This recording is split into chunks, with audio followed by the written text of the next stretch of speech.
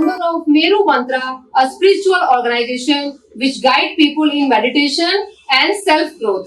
एक बार सर का फिर से वेलकम करते हैं।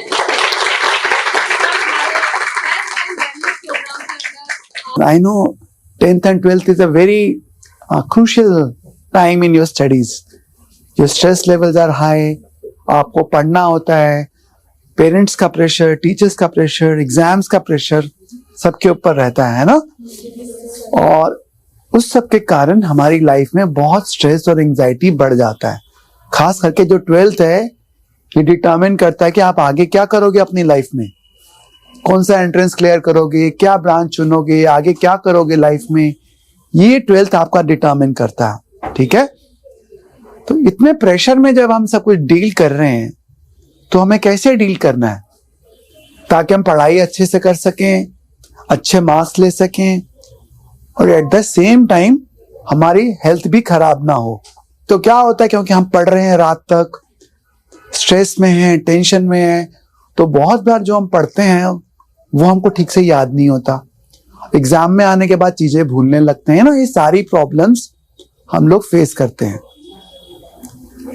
इस सब से बाहर निकलने के लिए 2-3 चीजें हमें समझना है। पहली बात आपको ये समझना है कि आपके टारगेट होना चाहिए। जो लोग अभी 11th में हैं, 12th में हैं या 10th में हैं, तो अपना गोल बनाओ। गोल्स क्या बनना है, क्या करना है लाइफ में। जब उस क्लैरिटी के साथ आप करोगे कि हाँ मुझे लाइफ में ये बनना है और इसलिए मुझे अच्छे मार्क्स चाहिए, अच्छे मार्क्स स्कोर करने हैं, then you have motivation to study. दूसरी बात, आपको डेली कुछ ना कुछ पढ़ाई करनी है, जो आपके कोर्स का है, जो आपके सब्जेक्ट का है, जो आपके एग्जाम्स आने वाले हैं। और सबसे बड़ी बात, आपका पढ़ाई का भी तरीका होना चाहिए। तो कोई भी चैप्टर जब आप पढ़ते हो तो उसके आप नोट्स बनाओ। बनाते हो कि नहीं बनाते हो?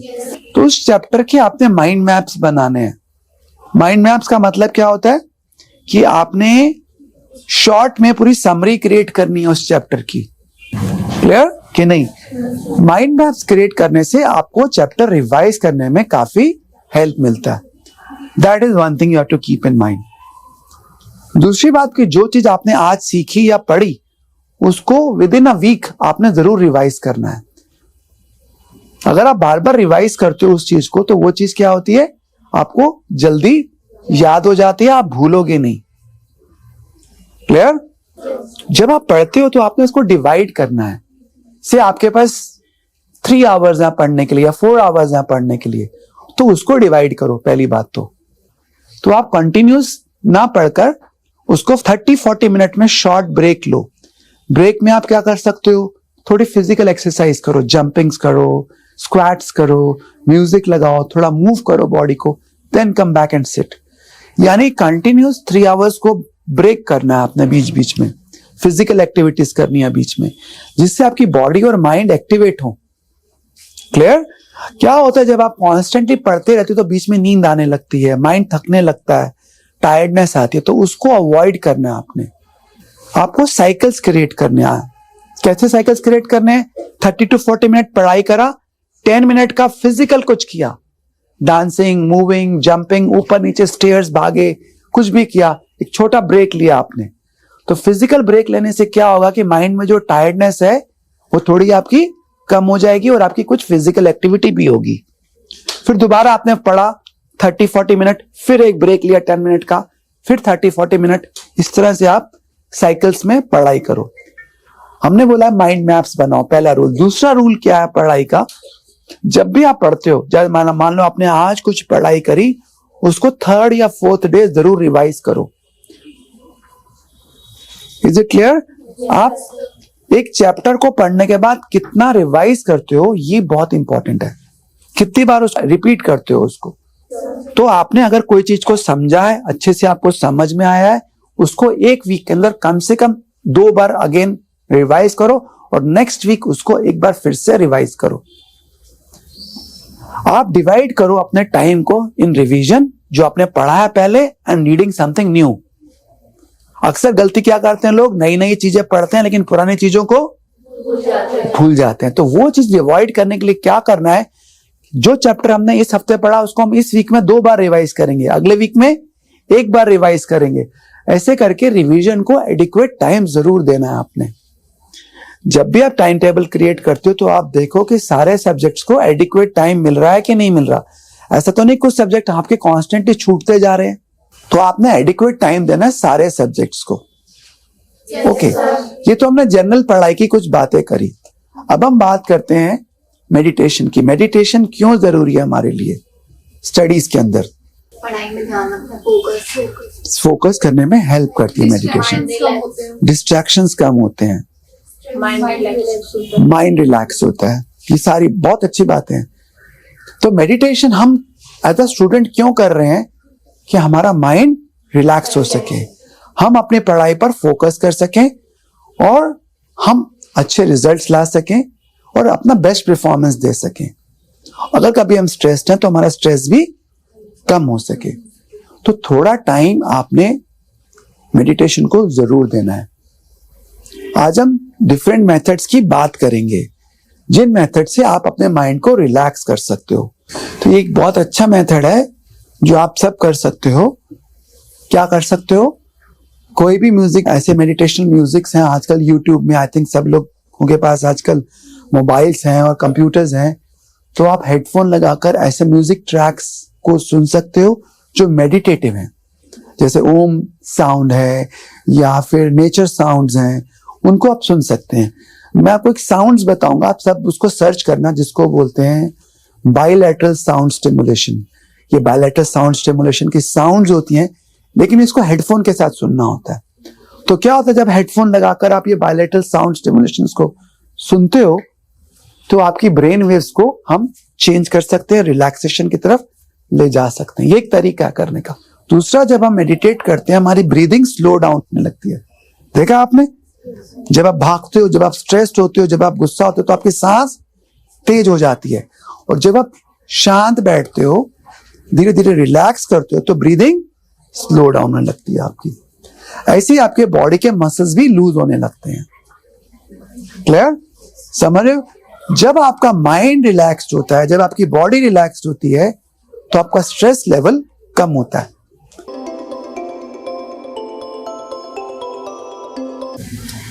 बॉडी को ढीला छोड़ दें। गिव योरसेल्फ सजेशन, सुझाव दें अपने आप को कि I am going to relax. अब मैं अपने मन को शांत करने जा रही हूं। This is the time to relax. ये कुछ समय है जब हम अपने मन को और शरीर को विश्राम देंगे।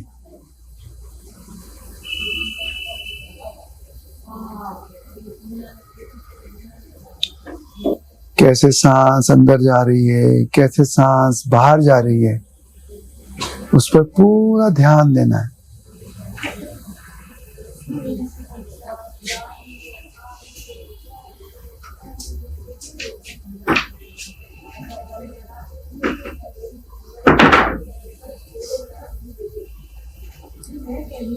कभी कभी मन भागता है तो उसको वापस अपनी सांस पर लाना है।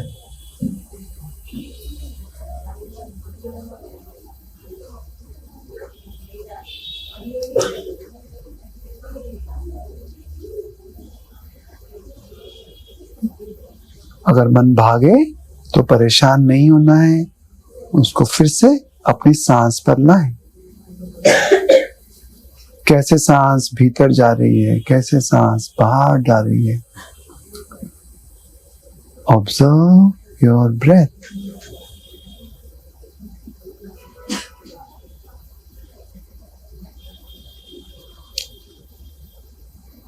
Keep observing your breath.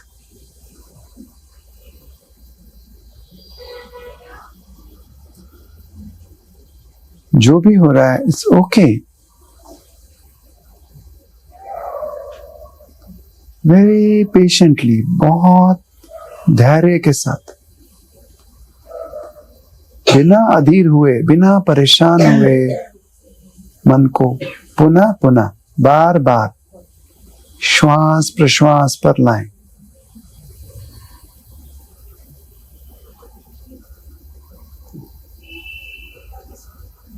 धीरे धीरे अपना ध्यान अपनी टांगों की तरफ लेके जाएं, पांव की तरफ लेके जाएं, उनको ढीला छोड़ें, सुझाव दें, my legs are relaxing deeply, मेरी टांगे शीतल हो रही हैं गहराई से और पूर्णतः शीतल हो रही हैं। My legs are relaxing deeply. सांस को चलने दें गहरा और धीमा। मन को शांत होने दें।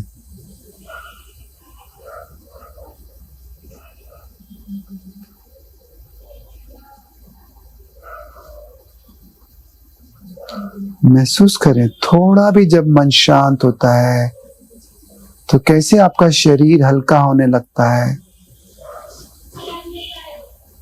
धीरे धीरे ध्यान लाएंगे अपनी लोअर बैक पे, पेट पर।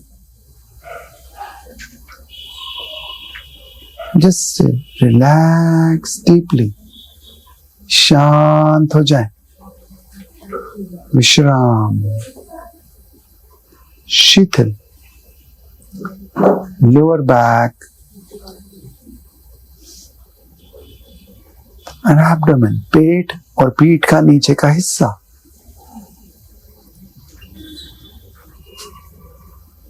पूर्ण विश्राम।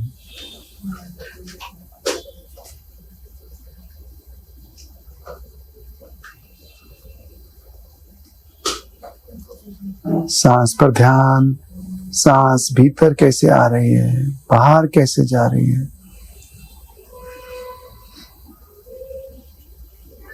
देखें सांस की गति पहले से धीमी है,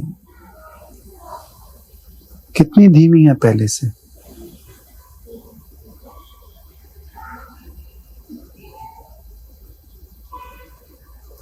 कैसा महसूस कर रहे हैं आप अपने शरीर में। सचेत हों शरीर के प्रति। धीरे धीरे ध्यान को लाएंगे छाती पर, कंधों पर, your upper back, shoulders and chest. महसूस करें उनको, ढीला छोड़ें, शीतल, रिलैक्स डीपली, पूर्ण विश्राम, गहन शीतलता।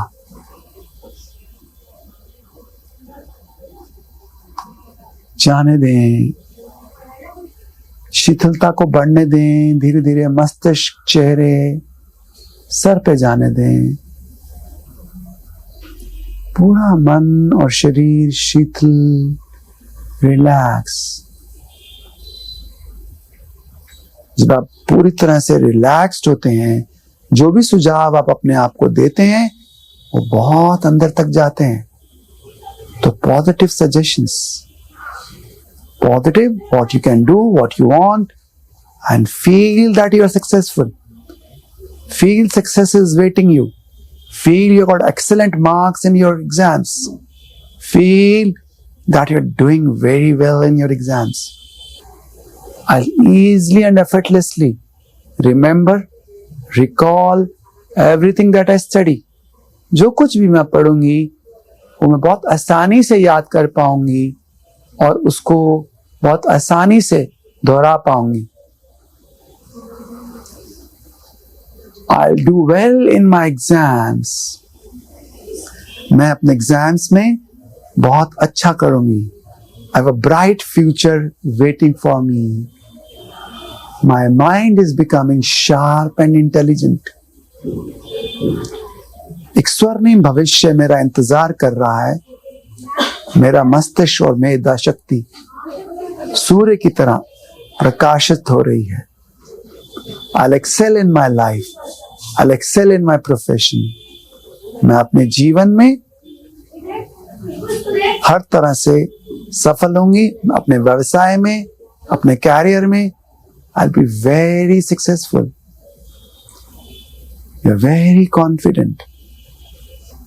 your life is becoming success, happy. धीरे धीरे वापस आएंगे, thanking the divine, thanking the God. अपने आप को भी धन्यवाद देते हुए अपने आप को बोलेंगे, अगली बार मैं इस ध्यान में और गहरा और जल्दी जाऊंगी. I'll enter into meditation very easily and effortlessly next time when I sit for meditation. Thanking everyone. Slowly coming back and opening your eyes. देखिए, जब आप रिलैक्स होते हैं तो बॉडी को भी अच्छा लगता है, माइंड को भी. कोई अपना एक्सपीरियंस शेयर करना चाहेगा?